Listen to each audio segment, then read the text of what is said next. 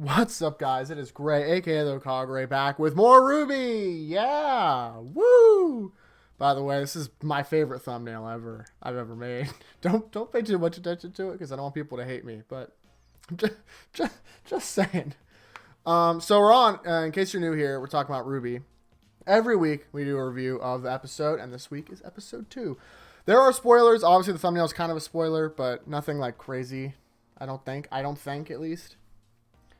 Yeah, so first and foremost, before we get into it, a couple things. One, if you like My Hero content, I'd talk about the manga, and the latest chapter was crazy, so you should check that out. And the new chapter actually should come out today. I haven't even read it yet. Bleach, I haven't done Bleach recently because Destiny expansion came out, and I've been like no-lifing that. But otherwise, I plan on getting back on track sometime this week. And then obviously we talk about RWBY, so subscribe if you want more of those weeb contents. Did I do my intro? I think I did. Anyway, all right, doesn't matter. First and foremost, let's get into it. So let's see if I did this right. So the episode starts off. Yeah, we did. Okay, episode starts off. We are in a jail cell with the 4 characters. We have Robin. No, you can't see that. Well, there's Robin in the. Wait, I can point. Nope, I can't. Robin, Crow, Weiss's dad, and Watts.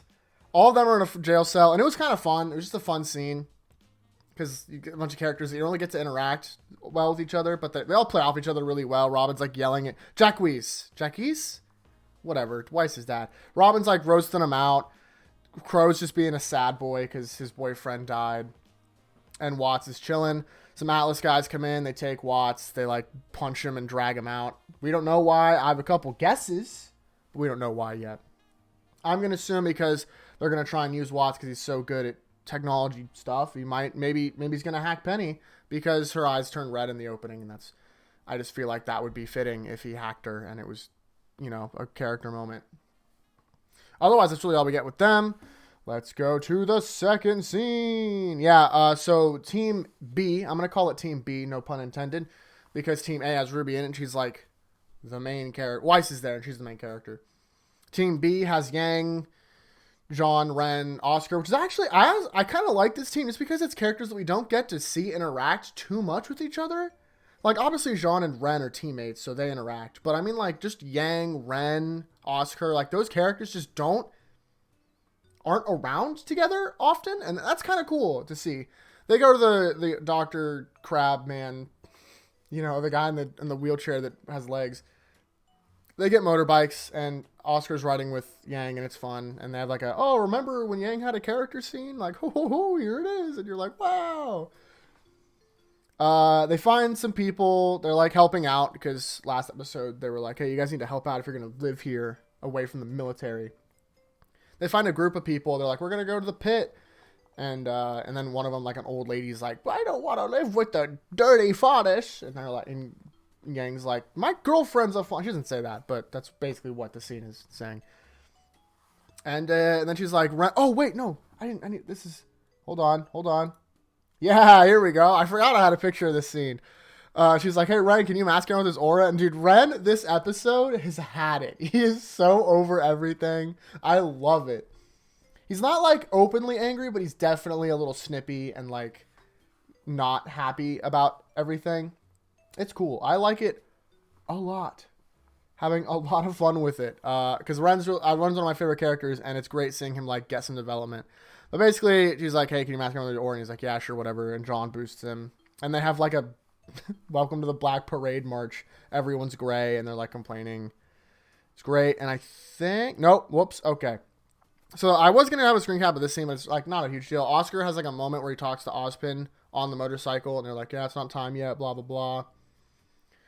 Stuff, we're talking about, like, I don't want to turn into you, and Ozpin's like, I don't really want to turn into you either, buddy, so, like, yeah, they get there.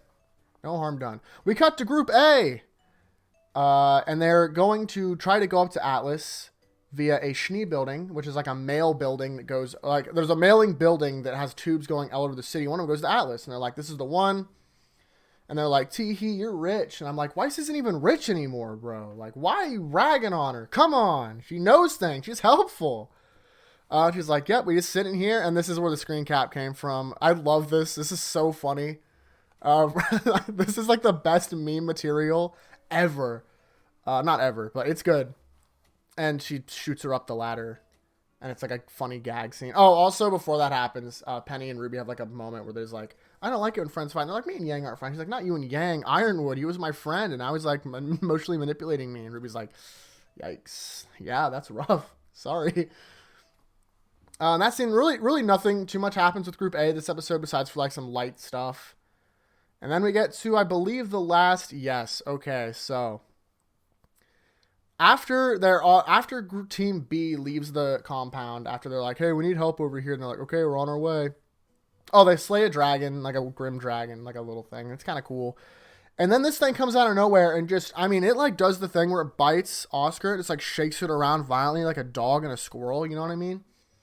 Now, there's a couple, I'm going to talk about the scene and then I'm going to get into like problems and the things that I liked about the scene because there's both. He shakes it around. They like try to fight it. He's like using Oscar as a shield and they're like, whoa, this Grimm's so smart. And then Ren gets mad. He's like, give him back. And then the Grimm's like, no. You know, he does like the Caesar Planet of the Apes thing. And everyone's like, whoa. And it didn't have wings originally, by the way. It's like the whole time it's like a Venom symbiote where it's like gooping around, like moving and schmoving all over it. And then it like grows wings, picks up Oscar and flies away. And then they chase after it. That's the end of the episode. So, breaking down this scene, because this scene I know I had a little bit of problem with just because. So when the thing first attacks Oscar, there's a distinct lack of anyone doing anything about it.